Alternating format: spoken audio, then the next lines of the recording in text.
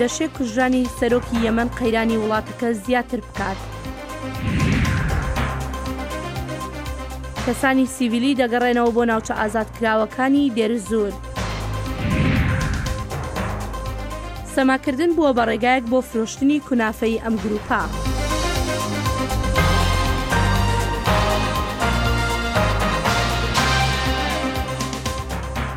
سڵاو بەخێربێنەوە بۆ بەرنامەی کورد کۆنێکشن. ئەجی بخێراتناوە دەکەم دە بەرنامەیەکەن و دەژی کورد کۆنێکشن گۆ لە بەشێ کوردیە دەنگی ئەمریکا تێ ئامادەکردن و پێشکەشکردن. ئەمێژی یەمەنی دەست پێ بکەن بێ کوشتنا سەرۆکێبەرێ یەمەنی عەلی عەبدوڵڵا ساڵح گۆ ددوه دوشەمێدا سەرهێلداییان حوتیان ڕاگەیاندن گۆ شەروانێ وان ساڵح لە سەنعایا پایتەخت کوشتن زیدەتر ئاگاهی دەوێ راپۆرتێ دەیە. هەر لەگەڵ بڵاوبوونەوەی هەواڵی کوژرانی عەلی عەبدوڵڵا ساڵح حوتیەکان و لایەنگرانیشیان خۆشحاڵی خۆیان دەردەبڕی نارەوەندا هێرشیشیان کردە سەر ماڵەکەی و سووتاندیشیان بەڵام دەشڵێن ڕەوشەکە ئێستا باشترە. ڕەوشەکە زۆر هێورترە خەڵک ئارامن بە هەواڵی نەمانی ئەو سەرکردەیە ملیشیاکان کە هەوڵی ئاژاواجێڕی و وێرانکردنی دەداین هەوڵی فرۆشتنی دەداین بە شەرانگیزەکانی سعودیا بێگومان عەلی عەبدوڵڵا ساڵح دوا کارتی پلانەکانی هەوپەیمانەتەکەی سعودیا بوو. عەلی عەبدوڵڵا ساڵح دوای سەنگەرگواستنەوەکەی چەند ڕۆژێک لەمەوبەری و شەڕکردن لەگەڵ حوتیەکاندا کوژرا. سەرۆکی ئەو حکوومەتەی یەمەن کە لەسەر ئەستی نێونەتەوەی دانی پیادانراوە داوا لە یەمەنیەکان دەکا دژی حوتیەکانی هاوپەیمانی ئێران ڕاپەڕن. داوا لە گەلی یەمەن دەکەم لە هەموو ئەو ناوچانەی هێشتاش لەژێر کۆنتڕۆڵی ئەو میلیشیا تیرۆریستە تاوانبارانەدان ڕاپەڕن بەرامبەریان بەرەنگاریان ببنەوە و شەرمەزاریان بکەن. داواش لە ڕێبەرانی پارتی کۆنگرەی گەلیش دەکەم یەکگرتوو بن لە ژێر سەرکردایەتێکی ڕەوا و ڕەوایی دەستوردا. زۆرێک لە شیکەرەوە جەخت دەکەنەوە لەوەی ڕووداوەکانی یەمەن بەرەنجامی سیاسەتی جەمسەرەکانی شیع و سوننەیە لە ناوچەکەدا ئێران و عەرەبستانی سعودیە. حوتیەکان کوژرانی عەلی عەبدوڵڵا ساڵح بە سەرکەوتنێک بەسەر عەرەبستانی سعودیەدا دادەنێن. بە عەرەبستانی سعودی و میرنشینە یەکردووەکانی عەرەبی دەڵێن تا ئەو کاتێ وڵاتەکەمان پارێزراون نەبێت تا ئەو کاتێ هێرش بکرێتە سەرمان هەرگیز ئاسایش و سەقامگیری لە وڵاتەکانتاندا نابینن. بە وڵاتانی تێش دەڵێن ئەگەر لە وڵاتانەدا سەرمایه‌گوزاری دەکەن تا سیاسەتی شەڕەنگیزیان بەردەوام بێت ئەوە دڵنیابن کاتەکە گونجاو نابێت بۆ سەرمایه‌گوزاریتان. هەر بۆیەشە شیکەرەوە پێشبینی شەڕێکی گەورە دەکەن لەگەڵ حوتیەکاندا لە کاتێکدا لایەنگرانی هاوپەیمانێتی بە سەرکردایەتی عەرەبستانی سعودیە لە خۆ ئامادەکردندان. ئامادەکاریەکانی سەرۆکی پێشوجا لە ڕێی زیادکردنی ڕۆلی عەشرەتەکانەوە بێت یان لە ڕێی هێزەکانی پاسەوانی کۆماریەوە ئەوە شەڕێکی گەورە ڕوودەدات بە تایبەتیش لەگەڵ حوسیە کۆدەتاچیەکان دڵنیام لەوەی شەڕەکە گەورە و خوێناویژە بێت ئەگەر هاوپەیمانێتی عەرەبی و لەشکری نیشتیمانیش بەشدار بن تایدا ئەوە دەبێتە کۆتایی هاتنی میلیشیاکان بە شێوەیەک هەروەک نەبوو بن. نەتەوە یەکگرتوەکان بە نیگەرانیەوە لە هەروە دێ و زیادبوونی ئەستی توندوتیژەکانی یەمەن دەڕوانێت و داوای هەر هیچ نەبێت ئاگربەستێکی کاتی دەکات. بەبێ هیچ گومانێکە ئەم ڕەوشە بەرەو ئاستێکی ئێجگار ئاڵۆز دەڕوات لە ناو قەیرانێکی تابڵی قورسدا.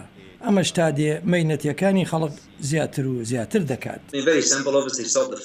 زۆر بەسادەی باشەڕەکە ڕابگیرێت. ڕاستە ئەمە داوایەکی گەورەیە بەڵام گرنگتر شت ئەوەیە ڕاگررتنی کاتی شەڕەکان هەبن تا ڕێگەیەک هەبێت خەڵکی سیڤیل پارێزراو بن و ئێمەش بتوانین پێداویستەکانیان پێ بگەێنین تا ئەم ڕەوشە کارەساتاویە کۆتایی دێت.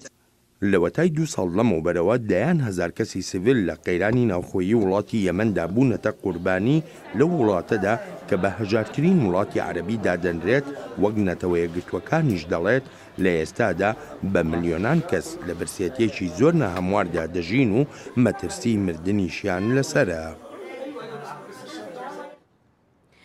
سەرچاوەکانیش لە وڵاتی یەمەنەوە ئاماژە بەوە دەکەن دەشێت کوژرانی سەرۆکی پێشووی ئەو وڵاتە ببێتە هۆکارێک بۆ دروستبوونی بەرەیەک دژ بە حوسیەکان و چڕکردنەوەی هەوڵەکان بۆ پەراوێز خستنیان. ئەمە لە کاتێکدایە زۆرێک لە شیکەرەوە لەو بڕوایەدان ڕووداوەکانی یەمەن لە ڕاستیدا شەڕی نێوان عەرەبستانی سعودیە و ئێرانە کە لە خاکی یەمەندا دەکرێت و ناوی لێنراوە قەیرانی یەمەن. ناسر بابەخانی شیکەرەوەی سیاسی لە ڕێی سکایپەوە ڕاستە و خۆ لەگەڵ کورد کۆنێکشنە. کاک ناسر سپاس بۆ ئامادەبوون و پرسیاری یەکەمیشم ئەوەیە لە سەنعا پایتەختی یەمەنەوە دەگوترێت کوژرانی عەلی عەبدوڵڵا ساڵح گورزێکە بەڕووی عەرەبستانی سعودیەدا. ئەگەر وا بێت ئایا ئەو کردەی کوشتنە دەکرێت بە سەرکەوتنێک بۆ ئێران ناودێر بکرێت؟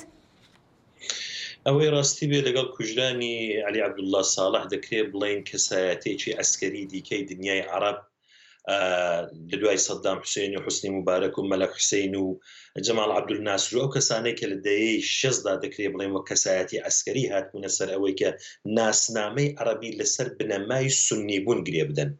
کوژرانی عەلی عەبدوڵڵا ساڵح بە باوەڕی من ئەوەی نیشاندا کە بە قەولی حوسنی مبارەک خەریکە دنیای عەرەب چرجێکی تێبکەوێ ئەویش چەمچێکە بنێوی شیعەگەری.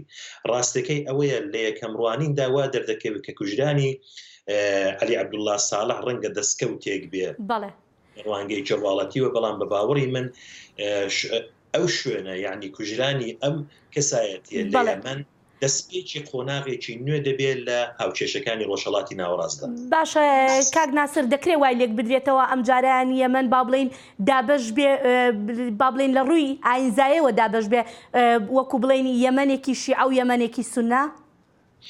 ئەوە تەنیا لە یەمەن ئەمە ئەوە نابینین. ئێستا تۆ گە سەیری ئەو هیلالی شیعی بکەی کە لەسەر دەستی هێژمۆنی ئێران خەریکە لە باکووری ئەم هیلالەوە کە با بڵێن یەمەن بێت تا دەگاتە باشووری ئەم هیلالە کە دەگاتە لوبنان و بەیروتەوە، ئەو جیاوازیە ئەو کلێنە ئاینزاییە زۆر بە خەستی دەدیترێ و یەکێک لە هۆکارەکانی ناسەخامگیری زەخکردنەوە و زیاترکردنەوەی ئەو کلێنەیە کە لەسەر دەستی کۆماری ئیسلامی ئەنجام دەدرێت.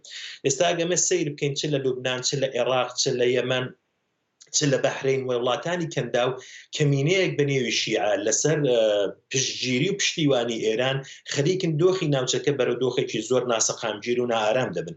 لە بیرمان نەچێت تەنانەت بەر لە با بڵێن شۆڕشی گەلانی ئێران حوسەکانی یەمەن دەگەڵ عەرەبستان و تەنانەت دەگەڵ ئیسرائیل لافی هاوپەیمانەتیان لێدەدا کەوا بوو ئەوەی کە لێرەدا بۆتە هۆکاری ئەوەی کە کلێنەکان چەند قات زیاتر کاتەوە بە باوەڕی من کۆماری باشە کاک ناسر ئەگەر بێت و ڕووداوەکان با بڵین بە ئاراستی هاوپەیمانەتی عەرەبستانی سعودیەدا بڕوات، پێت وایە ئەمە ببێتە مایەی سنووردارکردنی ڕۆڵی ئێران لە ناوچەکەدا؟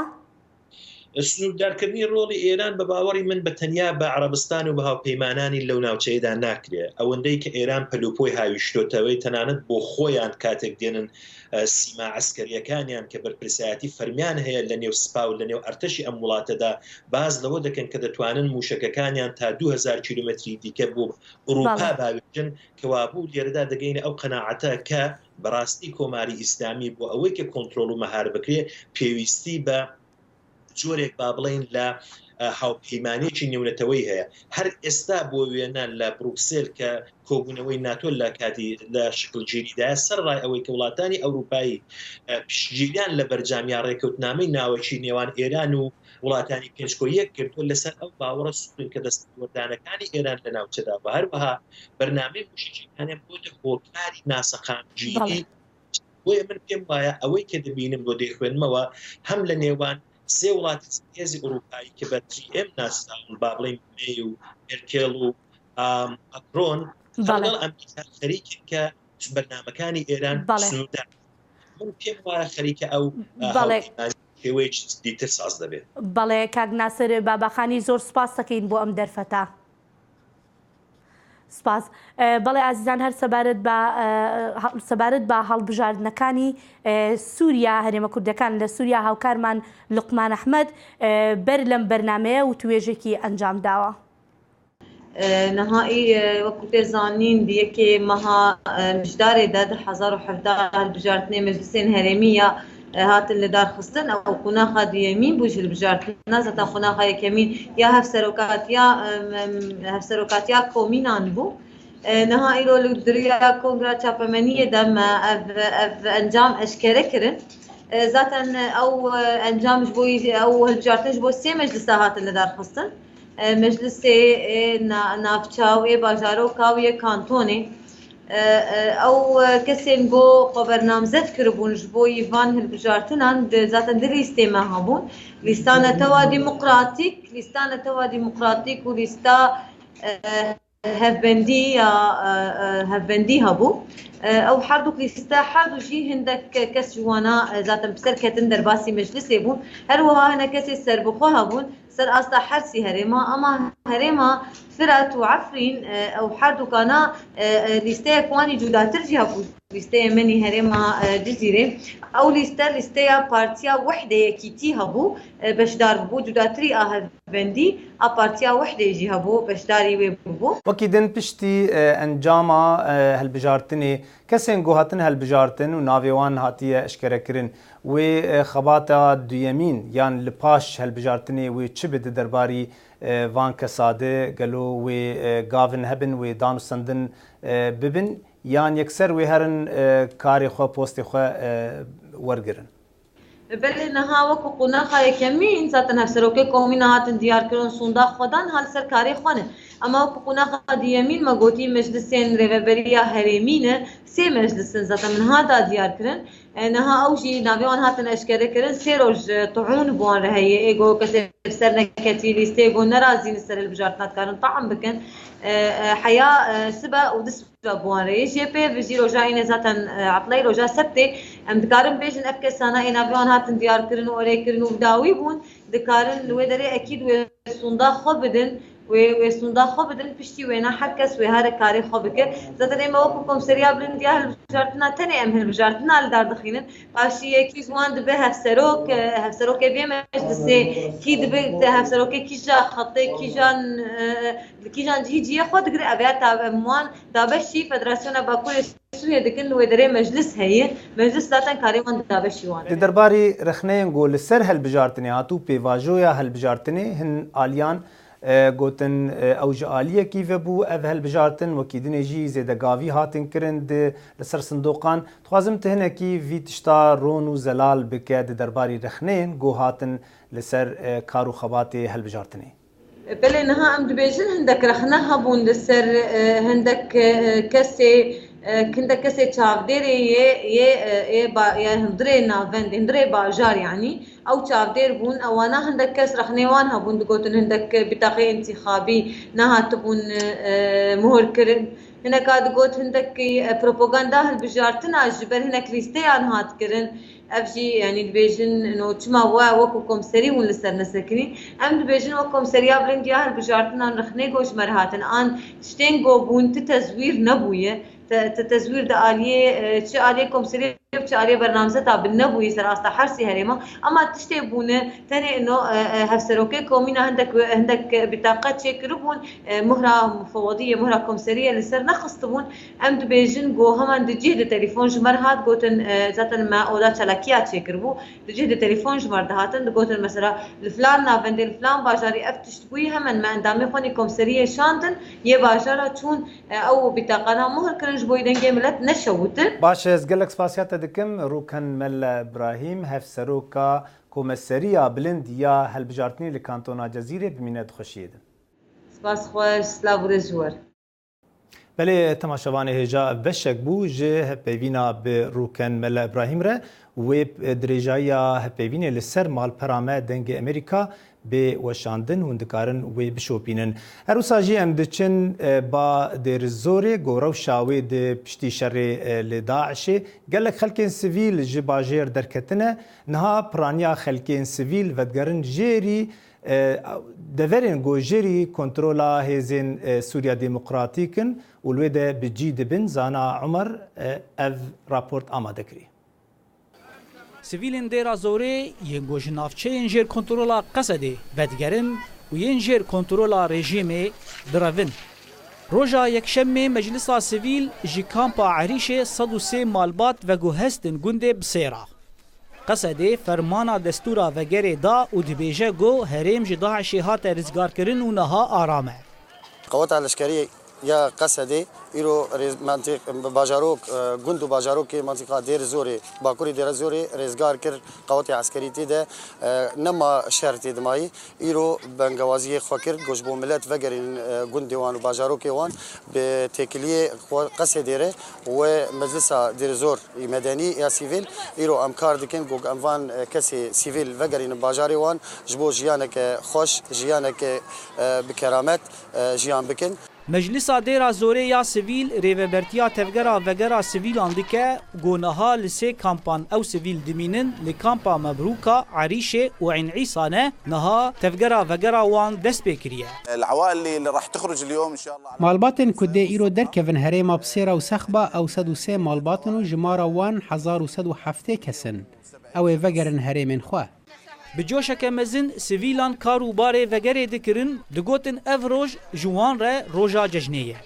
الحمد لله ما عانينا من شيء شوية بردات. سپاس جی خودی را ما زحمتی ندید. هندک سرما هبو لیروشا ما باش بول کمپه. چند روزان بری ما بهیس کده ما وگرینن گنده بسیرا. ام کیف خوشن از و یندگل من. هستا منا وگره ولاد و آخا من خوشه و کیف خوشی منا بسنوره. لآلیه دن اچم فراته گو اف نافچه جآلیه هزین رژیم و میلیشن مذهبی ایران هاتیه کنترول کرن روا سیویلان جوه دوره بردوام دیکه. کمیره دنگ امریکا گهشت قراغا چم فراته لگند تیانا گل رجلاتی میادین دیکه و. لقراغا دن آچم گند الگریا هیا. گوجر کنترول رژیم و میلیشن مذهبی ایران ده. دومانا بمباران بلند بو و سیویل جوه داری دراویان و بر بدورین اولاین قصد و دهاتن. حاليا نحن في منطقة الطيانة. امن حال هرم الطيانة لبرانبر الجرية. حسد إيرا كنترول دكا او روش آرامه. پفچون لپیشه. رژیم گند الجرية بمباران دكا او مالان دشوتينه. هر دو قراغن چم فراته روش جبو سیویلان جدایه. لروجلاتی چم گوش آلی قصد و هاتیه رزگار کرن سیویل بجوشک مزن ودگرن مالین خواه. لقراغا دن آچم گوهیزن رژیم و میلیشن مذهبی او در کنترول کریه سیویل جشر و تولهدانا مذهبی دراون. زانا عمر دنگ امریکا جواکوری دیرا زوره. ئەگەرچی هێزە ئاسایشەکانی عێراق کۆنتڕۆڵی شاری خانەقینیان کردووە بەڵام وەک دەگوترێت ڕەوشەکە ئاساییە و کێشەیەکی ئەوتۆ لە شارەکەدا ڕووی نەداوە کە وەک درێژە کێشانێکی پاش ڕووداوەکانی ڕۆژی 16 مانگی دەلەی بڕوانرێت. کامێرای دەنگی ئەمریکا دەچێتە قەزای خانەقینی پارێزگای دیالە کە لە دوای 16 ئۆکتۆبرەوە هێزە عێراقیەکان بەسەر ئەو قەزایەدا باڵادەستن و هێزە کوردیەکان دەسەڵاتی قەزاکەیان لەدەست داوە. بەڵام هێشتا قەزاکە سیما کوردیەکەی لەدەست نەداوە و ئاڵای کوردستان لە زۆربەی شوێنەکانی ناو شار دەشەکێتەوە. نەخێر ئێمە لێرە شیعە سونە کورد هەموو براین لێرە و هەر بەسەرکەوتویش هەر ئەمێنینەوە لێرە و دەستمان لە ناو دەستێکا بۆ لە هەموو بۆنەوە ئاهەنگێکە و ئێستا لێرەشەوە پێتان ڕاگەێنم ئامادەکاریەکەین بۆ ڕۆژی ئاڵا بۆ هەفتەی 12 ئیشەڵا ڕۆژەکەمان بەسەرکەوتویش بەڕێواتێ. پێشتر هێزەکانی ئاسایشی کوردی ئەمنیەتی خانەقینیان لە ئەستۆدا بوو. ئێستا پۆلیسی عێراقی جێگەی گرتوونەتەوە. هێزەکانی ئاسایش لە ئێستادا تەنها لە دەوروبەری بارەگاکانی خۆیان و یەکێتی بوونیان هەیە. هەروەها دۆخی ناو قەزاکەش ئاساییە و هاوڵاتیان سەرقاڵی ئیشوکاری خۆیانن. بەڵام دانیشتوانە کوردەکەی قەزاکە لەگەڵ ئەم دۆخە نوێیەدا ڕانەهاتوون و نیگەرانن. وەڵا وەزع وەک ئەوەی نییە جاران بێت جاران پێشمەرگە بێ ئاسایش بیشە شارەکە حەساو کە بێخاونە. هەر کەس ینی ملەتەکە عاجزە ینی هەندێک لە خەڵکە هەیە نازام کەسێک بەوتان باسی کردێتە هەندێک لیان هەیە دەرچوون بەرەو ئەوروپا ڕۆین. ئەوە بێژی وعام وڵای وڵا براتعدان لە کەسەکەن و نا کابرا و دیقەت لە کەسەکەن و وڵای هەوەک جاران شوێن تەبیعی ئاوایە بەزەوە چییە؟ ئاسایشەکە لە شوێنی خۆی نەماوەک جاران هەلی بچێژم بەڵات تەبیعی منها من نام شارە تایسۆت لەو ڕۆژە ئاتەس ئەم خانەقینە ئەم هەشت و مەشتە من ئاماژەکەم تایزۆت تفێکیان تێم نەکردەوە. لە خانەقین گرژی لە نێوان کورد و هێزە عێراقیەکاندا ڕووی نەداوە بەو پێی دانیشتوانی قەزاکە زۆربەی کوردن و ئەو هێزەی حەشدیش چوونەتە ناو خانەقین کورد بوون و لێک تێگەیشتنیان لەگەڵ کووردا هەبووە. ئێستا مەلەفی ئەمنی ئەم شارە بەدەستی پۆلیسی ناوخۆ محەلی خانەقینە و ئەم پۆلیسی ناوخۆی خانەقین کە عەقید هیشام محەممەد بەڕێوبەرێتی هەر پێشتر هەبووە 4-5 ساڵە هەر خۆی بەڕێوبەری پۆلیس بۆ ئێستا مەلەفی ئەمنی کەوتۆتە دەستی هەر هەبوو. هیچ هێزێکی حەشدی شعبی لە ناو قەزای خانەقیندا نابینرێت. بەڵام ناو بەناو ئۆتۆمبیلەکانیان دەبینرێت کە بۆ ئیشوکار هاتوچۆی ناو قەزاکە دەکەن و ئەبوو منتەزری فەرماندەی حەشدیش لە پەیوەندیەکی تەلەفۆنیدا بە دەنگی ئەمریکای ڕاگەیاند کە هێزەکانیان لە خانەقین کێشاوەتەوە بۆ دەوروبەری قەزاکە و هیچ هێزێکیان لە ناو شاردا نەماوە. دڵشادەنوەر دەنگی ئەمریکا پارێزگای کەرکووک.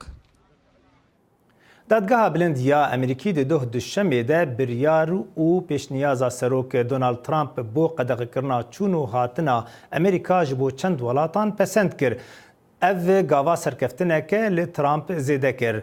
هفت جه دادوری یه دادگاه دنگی خواه به ارینی دان جبو بردوامی قدغ کرنا چونو هاتنی لی برانبری دو دادوران. دادگاه سدما پسند کرنا خواه جوی بریاری زلال نکریه. بریارا قدغ کرنا چونو هاتنی 8 ولاتان دخه بن باندورا خواه گو ولاتیان وان نکارن در باسی امریکا بن یانجی هرن ولات خواه جناب وان ولاتا چاد، ایران، لیبیا، کوریا باکور، سومال، سوریه، ونزویلا و یمن افتفده دوی لیستی دنه.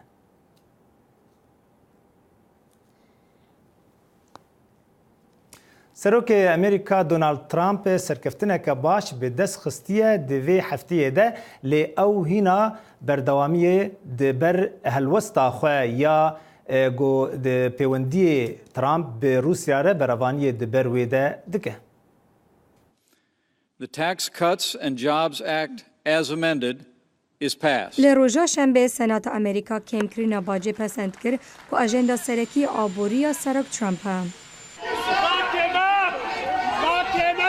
چند دمجمیران پیشوی دمی راوشکار بری اولکاری نتوی ترامپ مایکل فلین خواه مکر هات کووی درول اف بی آی کرنه سبارت پیوندی نوی دیگل کار بدستن روسارا بری سروک ترامپ بسروک کول گور اندام بلندین دموکرات لکومیته آگاهی جواتان نران گهرینکا نعرینیه. روسیا آلیکاریا ترامپ کرد بود دل بجارتنان دا. جبرویه که سروک اوباما راست جزا دانسر روسیا لدور دستوردان آوی دل بجارتنان دا. او تفلن هیا یک جه کسین هری مزنین سروک. جه روسیا را دبیجه چه ریاکسیونان نکن لدور جزایان. امی وی که چاره سر بکن و پشت را وی درو کرند وی درباره ده. پارێزەرên Trump ڕژدن ku xwe mikur hatina filên dê bes kar li ser wî ketin û kesekê din ne. Herwiha rêbaza Serok Trump li ser Rûsya nahête guhorîn. Ya zelal ew ku destebûn têda nebû. Destebûn nebû. Qet ji binî destebûn nebû. Ji ber wê yekê em kêf xweş in. We do not need a reckless president who believes she is above the law. Filên li sala borî endamekî giring bû di dema kempeyn û paş kempeyna hilbijartina serokatiya Trump da. Lock her up. That's right. Niha pirs ewa filên dê çi zanyariya bide Robert Mueller lêkolêrê taybet li ser pirsa Rûsya. A lot of the heavy breathing. Ev hemî hest derbirîna nexweş û texmînkirin di cihê xwe da nebû. Bi baweriya min مکر هاتنا فلین نشانه هنده نیه که تشتکی زیده تر هبی. از باور دکم که او دهن کسان در ریوبریه ده سوجدار ببینه. گلو او یک ده بگه سروک از وی اکی نزانم. دمکی دا کولینین لسر روسیا بردوامن ترامپ یرج ده که با جکم بکد. او جید پنگا وکا نزیکتر بیت ببا قانون. خلدی گلک کیف خوش بن دماکو باجا گیران یا گلک گیران لسروان به سفک کرن. او بویا کو پید ویا ولات به هبو.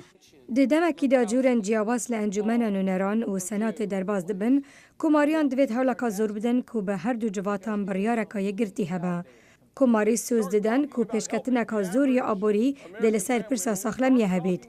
دیموکرات دبیجن پلان بودجه ده برجواندیا دولمند دابه لسر حسابا چین ناونجی و ده دین نشتیمانی امریکا لنها 20 تریلیون دلار زیده ترکت.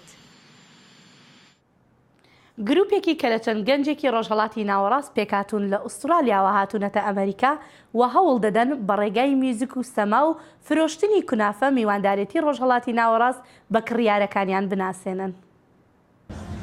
ئەمڕۆ لە ناو دڵی واشنگتنین بەڵام ئەم جارەیان باسی سیاست ناکەین و گوێمان لە گۆرانی عەرەبیە. با بچین بەبزانین ئەو گۆرانیانە دەنگی لە چێن دەبێتن.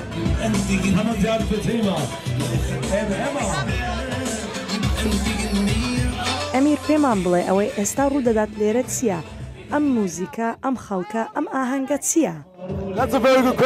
ئێمەی ڕیژداران و شیرینی سازان لە شاری سدنی ئوسترالیاوە هاتوین بۆ ئەمریکا بۆ ئاشناکردنی خەڵکان بە کەلتوری فەڵەستینی و هیوادارین بەر لە ئێمە خەڵکان بە خۆراک و مۆزیک و میوانداری و کەسایەتی ئەم کاری ئێمەیان نەکرد.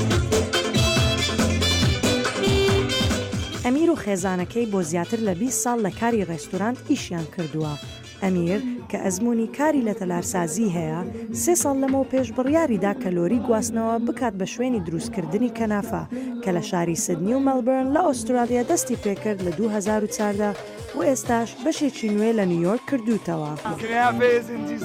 کەنافە لە واشنگتنی پایتەختە ئێمە لێرەی خەڵکێکی زۆری لێیە چاو لەو جەماوەرێ بکە خۆشەویستیشی زۆرمان بۆ واشنگتن و خەڵکەکەی هەیە.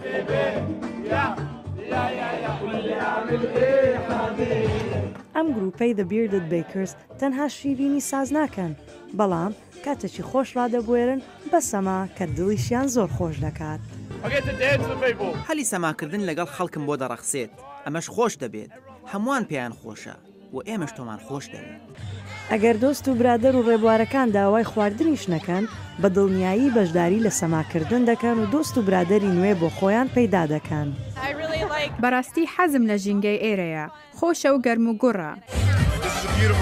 بەڕاستی ئەمە ئەزمونێکی خۆشە زۆر دڵخۆش بووم کە بەشدار بووم. ئەم بۆنە 3 ڕۆژەیە لەلایەن باری کاتنن ڕید بەڕێوە چوو.